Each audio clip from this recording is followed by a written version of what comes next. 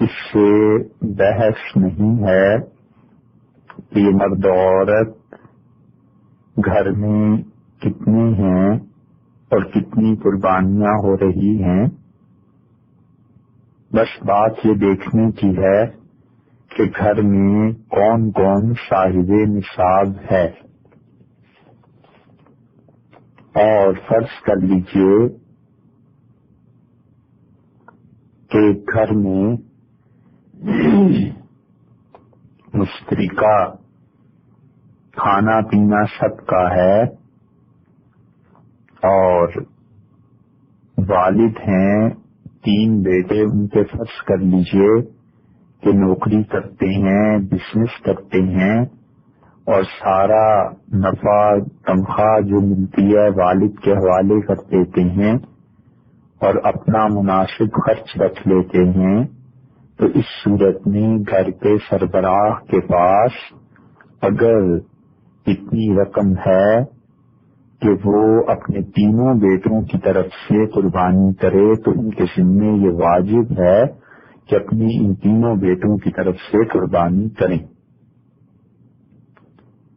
کیونکہ پیسے اور ان کی کمائی وہ والد کے پاس پہنچ گئی اور انہوں نے اپنے پاس بس صرف وہی چیزیں رکھی, وہی اتنا ہی رکھا جو ضروریات زندگی کے لیے تھا.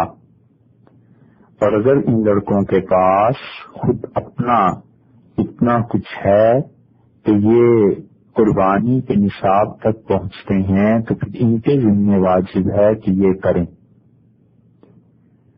اور اسی طرح ان لڑکوں کی فرض کیجئے کہ بیویاں ہیں اور ان کے پاس سونا وغیرہ اتنا ہے کہ وہ قربانی کے نصاب تک پہنچتی ہیں تو ان خواتین کو خود اپنی قربانی اپنے پیسے اپنی طرف سے کرنی چاہیے.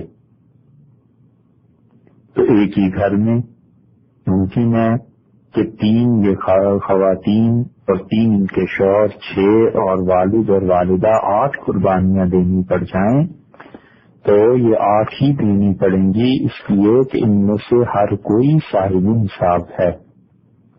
بیویاں تو صاحب نصاب اس اعتبار سے ہیں کہ ان کے پاس اپنے زیورات اور ضروریات زندگی سے زیادہ چیزیں, اور لڑکے اس اعتبار سے کہ ان کے والد کے پاس اتنا سرمایہ ہے اور یہ اپنی تنخواہیں اور چیزیں اپنے والد کو دیتے ہیں. جو بھی تجارت اور کمائی ہے تو والد کے ذمہ ہے کہ اپنی اولاد کی طرف سے بھی قربانی کرے.